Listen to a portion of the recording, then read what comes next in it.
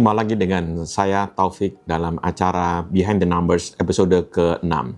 Kali ini kita akan membahas mengenai kayak Telkom. Meskipun sebenarnya kalau di Bursa Efek Indonesia masih banyak saham bank, tapi kali ini kita akan beralih mengenai kayak Telkom. Kenapa kita bicara mengenai kayak Telkom? Karena ini adalah yang menjadi backbone mengenai digitalisasi di Indonesia. Memang beberapa bank seperti katakanlah kayak BRI, dia punya satelit sendiri. BCA juga punya jaringan satelit juga. Tapi kalau kita melihat mengenai yang namanya digitalisasi, nggak hanya tergantung pada misalnya kepemilikan dalam satelit seperti yang ada dimiliki oleh kayak BRI atau BCA, tapi juga adalah digitalisasi yang terjadi di dalam pelanggannya. Mau nggak mau ini kita akan melihat mengenai kayak Telkom. Karena apa? Karena Telkom ini adalah perusahaan telekomunikasi terintegrasi. Dia punya bisnis mengenai kayak fixed broadband atau bahkan sekarang masih punya telepon yang tradisional, juga punya telepon seluler. Selain itu punya data center. Dan ini sebenarnya adalah perusahaan yang terintegrasi. Bahkan di masa lalu Telkom punya bisnis televisi kayak gini kan, meskipun kemudian dijual ke grup Transmedia.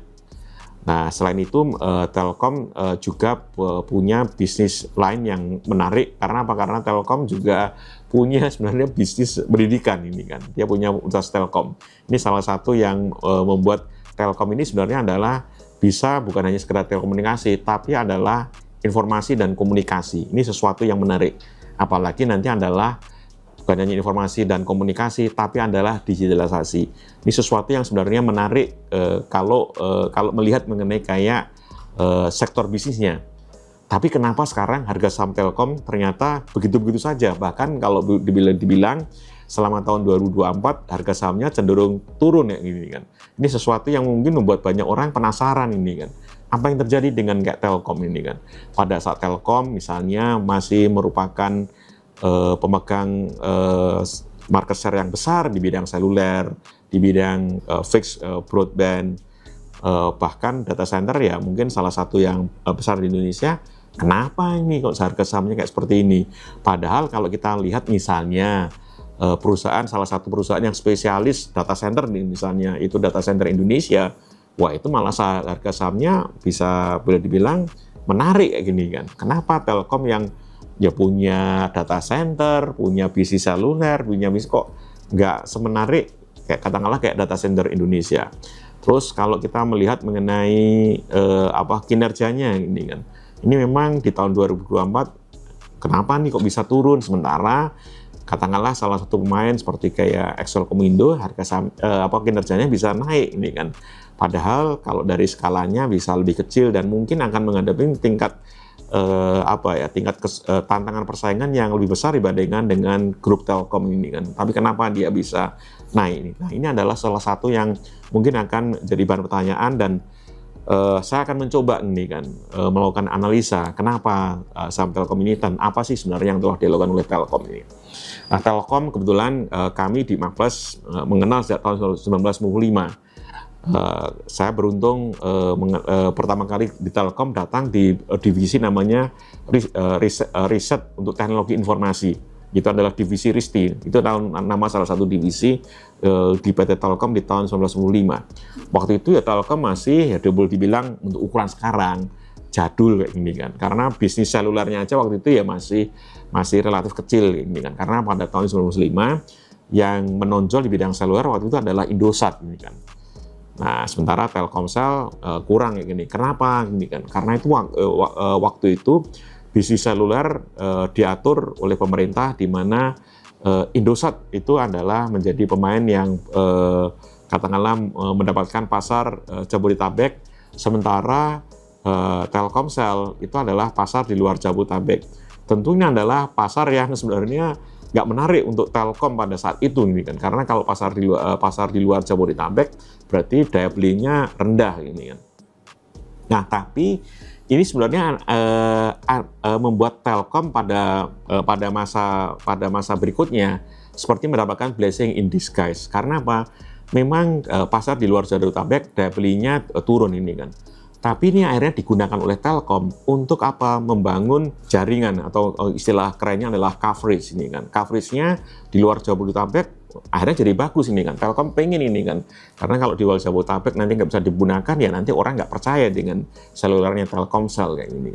Itu yang kemudian terjadi pada Telkomsel. Dia punya coverage yang bagus di nasional, sehingga pada saat akhirnya bisa mendapatkan izin untuk masuk di Jakarta, dia punya coverage yang bagus secara nasional. Ini berbeda dengan pesaingnya, waktu itu adalah Satelindro yang punyaan Indosat yang ini kan.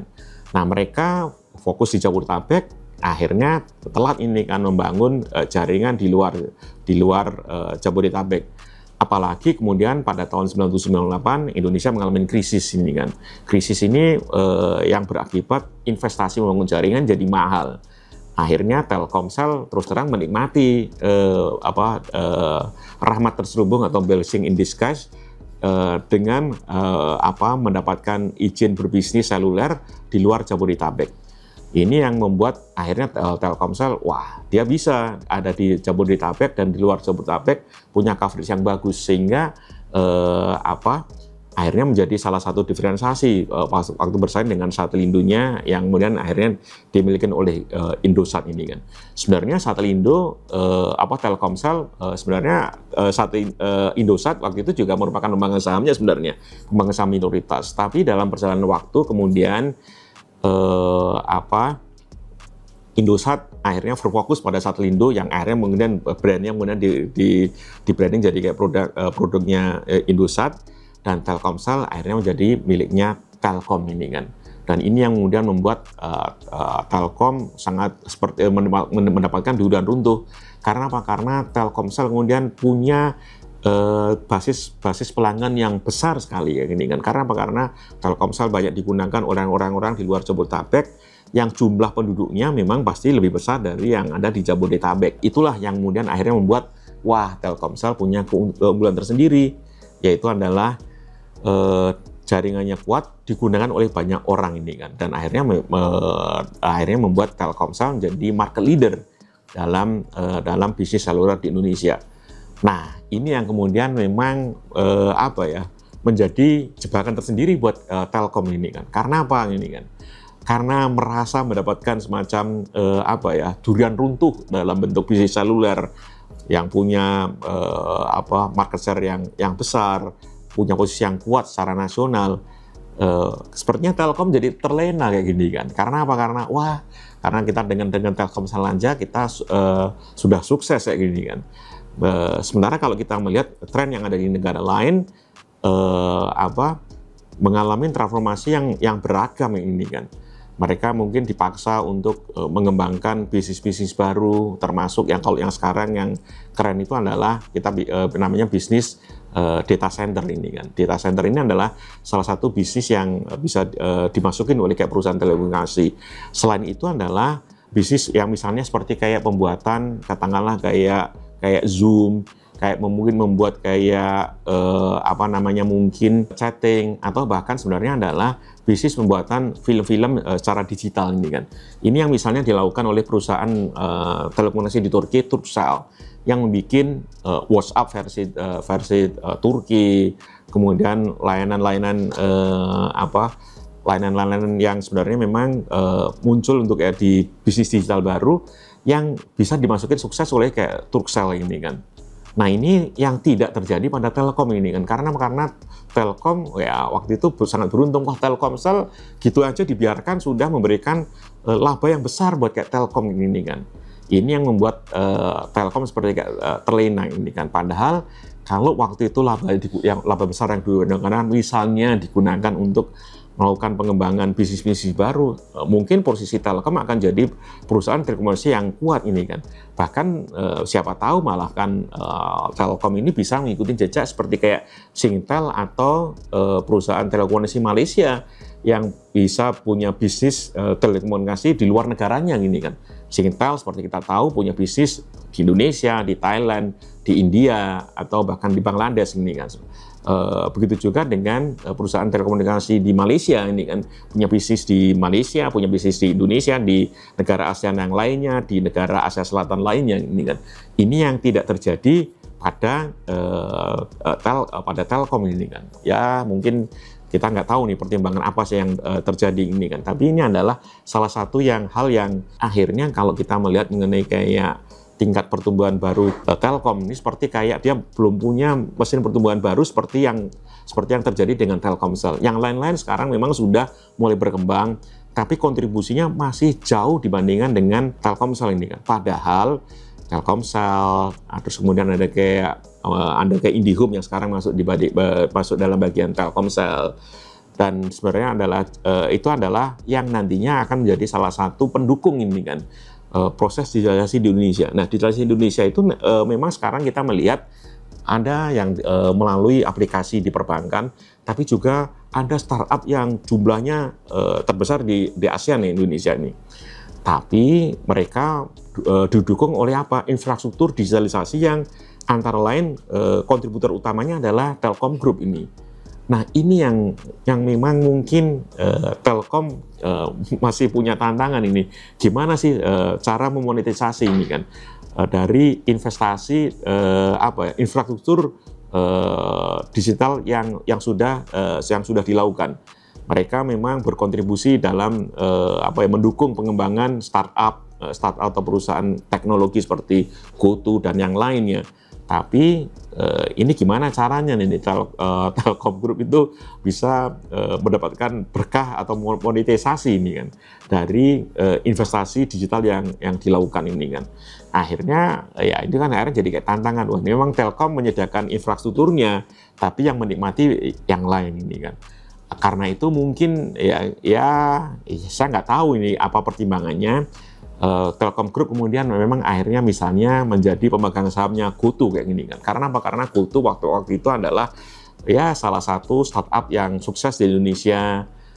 Jumlah pelanggannya juga banyak, transaksinya juga banyak dan segala macamnya. Dan pada suatu masa di masa lalu memang valuasinya GoTo tinggi ini kan, sehingga ya orang merasa wah ini Telkom seolah seperti ya udah kalau kita nggak bisa monetisasi dari investasi infrastruktur digital yang akhirnya menjadi enabler pengembangan startup di Indonesia, paling tidak sekarang kita bisa masuk di GoTo kayak gini kan. Cuma kemudian ya GoTo dan mungkin beberapa startup lain yang sudah go public ini ternyata ternyata bukan saham yang bagus ternyata ini kan. Nggak tahu nih di masa depan ini kan. Tapi sekarang misalnya kondisinya sekarang belum menunjukkan hal yang menggembirakan ini kan. Akhirnya orang malah jadi bertanya ini kan, kenapa Telkom masuk di GoTo ini kan? Karena apa? Karena memang kinerjanya GoTo nggak bagus ini kan. Ini beda halnya kalau misalnya kinerja GoTo bagus ini kan. Nah, itu pasti nanti ceritanya akan lain ini kan. Ini kalau kita menjadi kayak perbandingan, Microsoft ini adalah salah satu pemegang sahamnya di Meta yang merupakan perusahaan induknya Facebook ini kan. Karena Metanya berkembang, ya mesti Microsoft juga menikmati hasilnya dong ini kan. Ini adalah sebenarnya salah satu yang siapa tahu ini bisa terjadi dalam Telkom di masa depan kalau misalnya kayak GoTo itu jadi bagus ini kan. Nah, ini adalah tantangan sih sebenarnya gimana caranya membuat perusahaan-perusahaan teknologi terutama adalah di mana Telkom itu menjadi pemegang sahamnya memang bisa menjadi bagus. Kalau menjadi kayak bagus, nanti Telkom juga akan bisa menikmati hasilnya. Nah, sekarang kalau kita bicara mengenai kayak digitalisasi, sebenarnya ada satu hal yang mungkin nanti bisa dimanfaatkan. Itu adalah investasi dalam pengembangan data center ini kan. Data center ini adalah sekarang menjadi bisnis yang menarik ini kan. Terutama adalah sekarang begitu ada fenomena AI atau artificial intelligence. Mereka kan butuh ya tingkat penyimpanan data yang besar ini kan. Siapa yang bisa masuk ini kan. Nah, harus diakui memang Telkom tidak seagresif pemain yang lain ini kan dalam pengembangan bisnis data center. Padahal kalau nanti mau agresif bisa kayak gini kan. Karena apa? Karena dengan digitalisasi yang semakin kayak berkembang, mau nggak mau ya pasti akan butuh yang namanya data center ini kan. Oke lah, memang di Telkom sebenarnya sudah mulai, tapi memang mungkin tidak seagresif yang lain sehingga tidak terlihat wah Telkom juga pengen ini kan riding the wave perkembangan di bisnis data center ini kan. Padahal kalau itu dilakukan sebenarnya bisa jadi engine of growth yang baru ini kan. Ini yang misalnya sekarang kalau kita bicara mengenai kayak di Malaysia ini kan. Kenapa di Malaysia sekarang banyak perusahaan teknologi yang mencoba masuk di Malaysia kayak gini kan? Karena apa? Karena di sana punya punya kesiapan ini kan untuk pengembangan misalnya bisnis data center ini kan. Karena itu ya kita bisa paham ini kan. Kenapa sih perusahaan-perusahaan teknologi besar seperti Apple, kayak Microsoft atau ada yang lain kemudian memilih Malaysia dibandingkan dengan Indonesia ini kan. Karena apa? Karena di sana memang punya kesiapan dalam pengembangan data center ini kan. Ini sesuatu yang aduh sayang nih sebenarnya kalau Telkom bisa masuk, mestinya bisa. Karena apa? Karena nantinya Telkom itu nanti bisa menjual ini kan.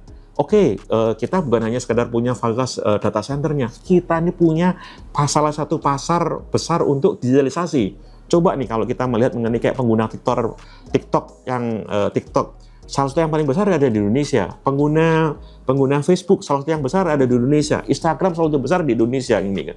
Tentu ini akan butuh data center ini kan. Kenapa itu nggak dilakukan di Indonesia kayak ini kan? Jadi logikanya mestinya Indonesia punya bargaining position yang kuat ini kan. Ini sesuatu yang mestinya bisa dimanfaatkan oleh Telkom ini kan. Ini ya ini kita lihat ini salah satu yang namanya miss opportunity yang tidak bisa dilakukan oleh Telkom ini kan. Padahal Malaysia sebenarnya pasarnya jauh lebih kecil dibandingkan dengan Indonesia. Tapi ya mungkin mereka dianggap lebih siap dibandingkan dengan Indonesia. Akhirnya mereka ya sudah, itu akhirnya beralih kayak ke sana ini kan. Nah, sekarang apa sih yang sebenarnya nanti bisa dilakukan oleh kayak Telkom ini kan? Oke lah, kita data center kita lepas kayak gini kan. Mungkin yang kayak tadi Zoom atau apa nggak bisa ngikutin kayak Turkcell kayak gini kan. Tapi sekarang kita adalah namanya AI kayak gini kan. Apakah ini akan seperti jadi miss opportunity lagi? Nah, ini sesuatu yang sekarang akan menjadi pertanyaan ini kan. Bisa nggak sih nanti Telkom aktif ini kan dalam pengembangan AI versi Indonesia kayak gini kan. Apalagi Telkom ini punya unit pendidikan ini kayak Universitas Telkom ini kan, atau bahkan mungkin lembaga pendidikan vokasi Telkom ini kan. Bisa nggak itu nanti dimanfaatkan untuk apa? Untuk pengembangan AI ini kan. Kita tahu ini kan salah satu unsur dalam AI ini adalah namanya kayak prompt engineering kayak gini kan. Butuh orang-orang yang nanti akan melatih ini kan AI-nya supaya nantinya AI-nya bisa jadi kayak bagus nih kan. Ya kalau kita sekarang kagum misalnya kayak DeepSeek, kayak Manus atau mungkin ya, yang lain dari Tiongkok ini kan. Nah, kenapa kita tidak mencoba melakukan di Indonesia ini kan? Telkom sebenarnya sekarang punya ekosistem yang sebenarnya cocok nih kan untuk pengembangan AI di Indonesia ini kan. Karena apa? Karena itu tadi salah satunya punya lembaga pendidikan. Nah, mungkin mahasiswanya, dosennya ini kan mungkin bisa didorong untuk untuk pengembangan melatih AI versi Indonesia ini kan. Kita harus mencoba kayak seperti itu supaya nantinya kita punya punya ya semacam kayak DeepSeek ini. Jangan sampai nanti kita cuma kayak menjadi pengagum DeepSeek kayak gini kan. DeepSeek ternyata bisa gini kan. Kenapa nanti Telkom misalnya tidak mencoba untuk mengembangkan DeepSeek versi Indonesia kayak gini kan. Yaitu maksudnya adalah perusahaan kayak DeepSeek tapi dari Indonesia. Nah, ini yang kita harapkan siapa tahu nanti bisa dilahirkan oleh kayak Telkom Group ini kan, karena punya ekosistem yang lain dari yang lain ini kan. Yang lain itu bukan hanya sekedar yang lain tidak punya katakanlah mungkin perusahaan kayak seluler, nggak punya perusahaan kayak fixed broadband. Tapi yang Telkom yang mungkin akan sulit ditiru oleh yang lain itu adalah dia punya bisnis pendidikan ini, punya mahasiswa, punya komunitas pendidikan yang siapa tahu nanti bisa diajak untuk apa? Untuk melatih AI-nya kayak gini kan. Supaya nanti bisa ini kan, supaya nanti AI-nya bisa menjadi solusi yang bagus untuk masalah-masalah di Indonesia kayak gini kan. Kan kita tahu sebenarnya kayak DeepSeek, Manus atau mungkin yang sekarang punyaan Tencent, punyaan Alibaba, AI-nya dari Tiongkok punyaan Alibaba, kan sebenarnya adalah untuk memecahkan masalah yang ada di Tiongkok ini kan. Dan akhirnya bisa ini kan. Di Indonesia masalahnya banyak ini kan. Masalah versi Indonesia. Kenapa itu tidak coba untuk diberikan dicariin solusi versi Indonesia ini kan. Nah, ini yang sesuatu yang yang kita bayangkan yang seharusnya bisa dilakukan oleh kayak Telkom ini kan, mencari solusi berbasis artificial intelligence tapi versi Indonesia kayak gini kan. Ini yang kita harapkan nantinya Telkom punya banyak orang pinter di Telkom Group ini kan. Baik dalam bisnis yang sekarang di digitalnya, di bisnis mungkin seluler, bahkan sudah bisa berinteraksi dengan banyak startup ini kan. Tapi kenapa nantinya tidak melangkah untuk menciptakan semacam kayak DeepSeek atau Menius atau yang lain lah yang seperti yang sekarang sukses dilakukan oleh kayak Tiongkok ini kan. Ini yang sekarang menjadi kayak tantangan ini kan. Kalau itu tidak dilakukan, mungkin siapa tahu nanti orang akan merasa, wah Telkom sekarang punya engine of growth yang baru ini kan. Telkom nggak hanya bergantung pada kayak Telkomsel, Telkom punya banyak engine of growth kayak gini kan. Ini sesuatu yang nanti bisa dilakukan oleh kayak Telkom ini kan. Kalau Telkom punya banyak engine of growth, pasti Telkom akan menjadi punya daya tarik yang lain, dan itu mungkin akan jadi bargaining position yang bagus buat kayak Telkom ini kan. Mungkin yang lain juga akan, wah sekarang investor misalnya masuk di Telkomsel ini kan. Kenapa nanti nggak di data centernya, kenapa nanti nggak di AI-nya dan yang lain-lain ini, yang kita harapkan nanti bisa membuat Telkom jadi perusahaan teknologi yang menarik di Indonesia. Karena apa? Karena memang punya bisnis yang terkait dengan digitalisasi yang lengkap. Jadi ini yang nantinya kita harapkan ini kan. Kalau dulu di tahun 1995 punya namanya divisi riset dan teknologi, dan mungkin waktu itu ya nggak terbayang bisa seluler berkembang, internet berkembang, digitalisasi berkembang, atau bahkan dulu AI juga belum terbayangkan ini kan. Tapi sekarang kan Telkom sekarang sudah punya macam-macam, keahliannya sudah tersebar di berbagai bisnis unit. Tinggal nantinya bisa nggak nantinya mengikuti jejak perusahaan teknologi seperti kayak Tencent ini atau Alibaba yang akhirnya bisa menciptakan solusi AI versi Tiongkok ini kan. Ini yang nanti kita kita harapkan bisa dilakukan oleh Telkom, sehingga nanti Telkom bisa dilihat ini, wah ternyata Telkom Group bisa ini kan membuat AI. Oke lah, mungkin yang Zoom-nya versi Telkom nggak muncul. Oke lah, kita bisa memaklumi lah WhatsApp versi Telkom nggak muncul. Oke lah kayak gini kan. Atau mungkin yang TV digital versi Telkom nggak muncul. Oke lah, itu kita bisa maklumi. Tapi yang AI masa sih nggak bisa kayak gini kan. Apalagi punya SDM yang banyak, termasuk yang di unit pendidikan kayak gini kan. Ini salah satu yang nanti kita harapkan bisa dilakukan oleh Telkom, sehingga nanti kita harapkan kedepannya saham Telkom juga akan bangkit yang ini kan. Tentu hal yang seperti ini memang harus terus kayak diceritakan ini kan, harus ceritakan ke dalam Telkom Group maupun keluar kayak gini kan. Nah ini yang sekarang terus terang menjadi tantangan tersendiri buat kayak Telkom ini kan. Selama beberapa tahun terakhir ini saya kebetulan memang menjadi salah satu pemegang saham Telkom kecil kayak gitu kan. Tapi kalau kita mau mencari apa sih langkah ke depan Telkom ini kan, apa yang sudah dilakukan Telkom, terus terang susah kayak gini kan. Kita seperti, ini kok Telkom ini kok kayaknya jadi tertutup kayak gini kan. Kita cari informasi susah kayak gini kan. Kita hanya mendapat informasi dari laporan keuangan yang terus terang ya telat ya sebenarnya. Masa sih Telkom sebagai salah satu perusahaan besar di Bursa Efek Indonesia nggak diundang oleh investor global untuk presentasi yang ini kan. Kan itu kan mesti menjadi pertanyaan tersendiri yang ini kan. Jangan-jangan Telkom nggak dianggap menarik ini kan. Atau ada tapi ternyata di websitenya nggak ada kayak gini kan. Itu akhirnya membuat banyak investor ya juga jadi malas kayak gini kan. Kok cari informasi jadi susah gini kan. Padahal mereka kan pengen belajar ini kan. Apa sih yang nanti akan dilakukan oleh Telkom? Gimana nanti supaya nanti kita punya confident bahwa Telkom punya masa depan yang bagus ini kan. Kalau informasinya terbatas ini kan. Kalau yang diinformasikan hanya yang mungkin yang masa lalu doang, ya mungkin orang nggak yakin ini kan. Jangan-jangan nanti ke depannya Telkom nggak punya daya saing kayak gini kan. Nah ini sesuatu yang mestinya juga harus dilakukan oleh Telkom ini kan. Bukan hanya sekedar nantinya, oke, saya sekarang sudah ada bisnis data center, oke, sekarang saya juga akan pengen AI ini kan.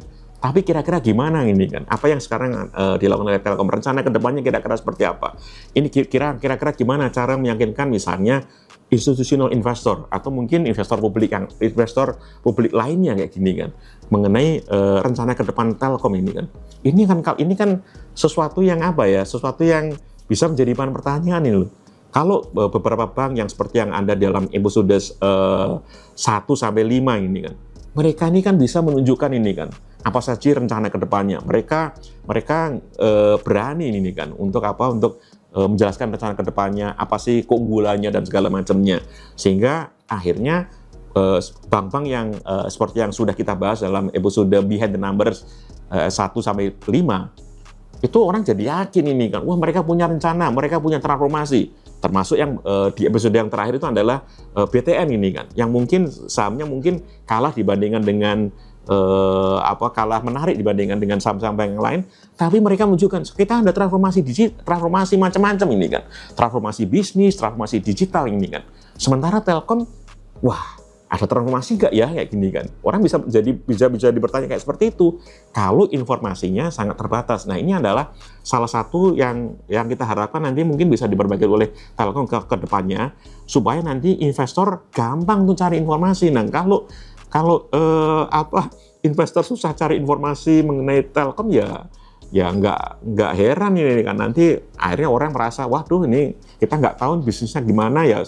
Akhirnya harga sahamnya malah cenderung turun ini kan. Tapi kalau nanti Telkom bisa menjelaskan rencananya, sering komunikasi ke pemegang saham publik nih kan, mungkin confidence-nya juga akan tinggi. Apalagi kalau memang dari rencana kemudian jadi eksekusi yang bagus ini kan, itu tambah meyakinkan lagi ini kan. Ini sesuatu yang menjadi catatan kayak di kami ini kan. Kita tahu sebenarnya ada beberapa rencana besar Telkom ini kan, terkait misalnya pengembangan infrastruktur digital, data center dan segala macamnya. Tapi kalau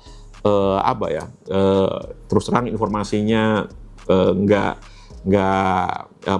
hanya terbatas sekali, ya mungkin hanya terbatas juga nih orang yang paham ini kan. Nah kalau yang paham itu sangat sedikit, ya mungkin sahamnya juga nggak akan goyang kayak gini kan, nggak akan bergerak naik ini kan. Karena apa? Karena yang tahu sedikit ya, dan orang pasti juga pernah, kamu taunya gimana nanti Telkom akan bagus ini kan. Karena yang informasinya sangat terbatas. Nah ini yang salah satu yang kita harapkan nanti bisa diperbaiki juga oleh kayak Telkom, untuk memberikan informasi yang yang mungkin lebih lengkap lah kayak gini kan di websitenya, sehingga nanti calon pemegang saham publik ini kan akan gampang mencari informasinya. Nah ini adalah PR yang lain. Nah PR yang lain adalah gimana caranya ini kan Telkom ini nanti meyakinkan dia bukan perusahaan teknologi masa lalu ini kan. Ini sesuatu yang sekarang jadi tantangan. Nah sekarang salah satu yang misalnya dilakukan oleh beberapa perusahaan teknologi itu adalah AI kayak gini. Nah ini kira-kira bagaimana nih kan? Langkah Telkom di bidang AI seperti apa ini kan? Orang kayak menunggu ini kan. Oke lah, Telkom sekarang sudah punya salah satu campaign mengenai digital nation ini kan. Ya memang kita sekarang Indonesia mengalami transformasi digital, Telkom jadi kontributor kayak gini kan. Bisa nggak hal yang sama nanti dilakukan dalam bidang AI ini kan? Telkom ini yang ada Indonesia sekarang ada transformasi besar-besaran di bidang AI, dan Telkom juga berperan besar di sana. Seperti yang kalau kita melihat yang sudah terjadi dalam transformasi digital. Ini kira-kira bagaimana? Oke lah, mau dulu waktu transformasi digital, mungkin Telkom ya mungkin seperti hanya kayak investasi doang dalam bidang infrastrukturnya, terus mungkin nggak bisa monetisasi ini kan. Nah, kalau AI mungkin siapa tahu malah Telkom bisa kayak gini kan, melakukan monetisasi lebih mudah dibandingkan, dan mungkin investasinya mungkin juga kalau kita lihat pengalaman DeepSeek nggak akan sebesar dalam misalnya investasi dalam infrastruktur digital. Nah ini sesuatu yang mungkin kita siapa tahu ini akan dilakukan oleh Telkom Group di masa depan. Terima kasih, terus ikuti Behind the Numbers dan terus follow dan subscribe Marketers TV.